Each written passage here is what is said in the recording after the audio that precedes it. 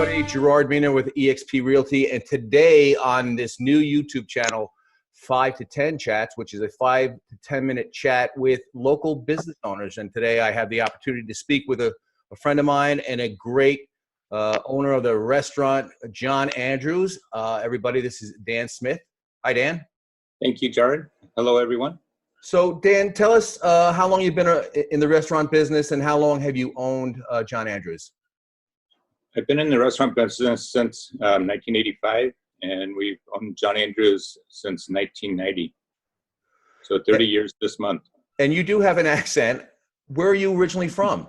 I'm originally from Iowa, from the Midwest. So I don't know. That's not a European accent.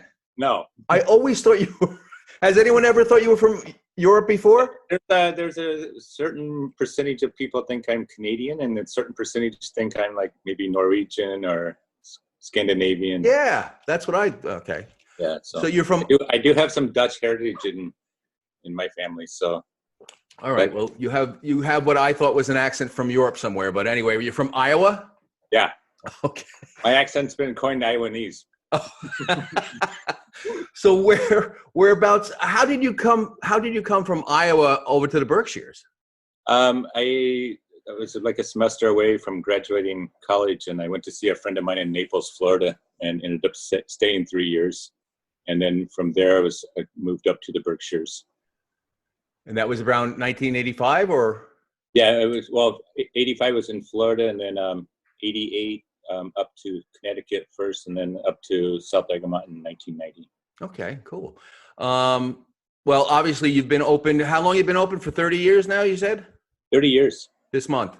Yes. So 22nd. The 22nd is actually the 30th anniversary. 22nd of May. Yes. Oh. So tell us about the cuisine. What your food there? I've eaten there many times. It's a great restaurant.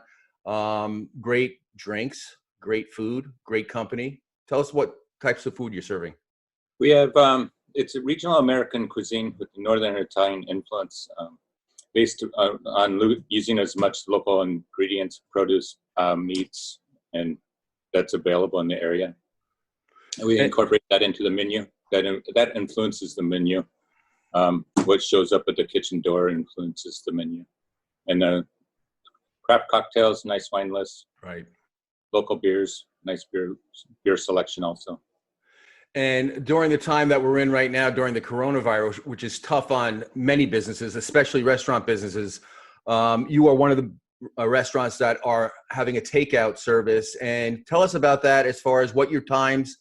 They can always go on the John Andrew website to find out more about it. But if you don't mind, just tell us, what you're doing to serve people. We're offering takeout for 5 days a week, Thursday through Monday. You can pre-order or order the day of, and then pick up between 5 and 7 during the week, 5 to 7:30 on the weekends. We're offering some of our mainstay menu items, plus some weekly additions to that or changes. And then we have a couple of things that we're offering that's kind of on our casual menu, plus that we're doing like a family value package for 2 people or 4 people. It's almost like the comfort food. People need that right now anyway. Absolutely. Actually, we ordered, I think it was Friday. We ordered the family package for 2, the meatloaf, which was phenomenal. I don't know if I've ever had the meatloaf at your place before, but I've heard good things about your meatloaf. You're kind of known for your meatloaf, I think. I came back home from Florida one time, or actually maybe from living in the up here in South Egmont, and when I got home to my parents' house, I'd gone out and I came home and I raided the refrigerator, and I found that in the refrigerator one day. That's okay. All my mom's meatloaf. Oh, so that is your mom's recipe? Yeah. Well, we were talking about it actually on Saturday with a few people, and is it just all pork? It's mainly pork. I tried to do some research on the recipe, and it seems to have a little Italian influence in the recipe. There's a little bit of, the the original recipe calls for dried sage and dried basil, which I use fresh. Has Parmesan, a little bit of egg to hold it, a little bit of breadcrumbs, obviously, and then some Parmesan. So I'm thinking it has some a little Italian influence. It's a damn good meatloaf. And what is the sauce that we put on there? It's basically a mustard pan gravy. It has a little chicken stock, a little white wine, a little cream, and some Dijon mustard. Yeah, it's excellent, excellent. So I had spoken to another person who owns a restaurant in the local area, and they had said to me a couple of weeks back that Massachusetts is planning to reopen on the 16th or the 18th or something. What are you hearing about that? That's what I'm hearing right now is May 18th. They had scheduled it for the 7th of May, and they pushed it back to the 18th. I'm not so positive that it will happen, but we're taking steps to try to be ready for that, or not try to be ready, but be ready for it in case it does happen. New policies, safety policies, new service procedures. Oh, really? We don't know how it's going to play out yet, really. We don't. Yeah, I'm actually right over the border in New York State, but I have real estate over in New England, Massachusetts. So listen, I'm not going to take up any more of your time. I know you're busy, and you're making ice cream. Just explain to us about the ice cream. I didn't know that. I'm going to stop over and get a pint.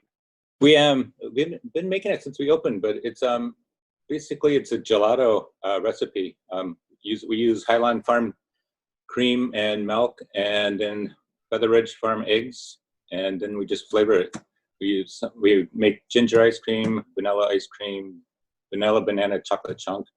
We have a mint chip, also a bittersweet chocolate ice cream. The mint chip is really good, especially in the summertime when you take mint out of our own garden.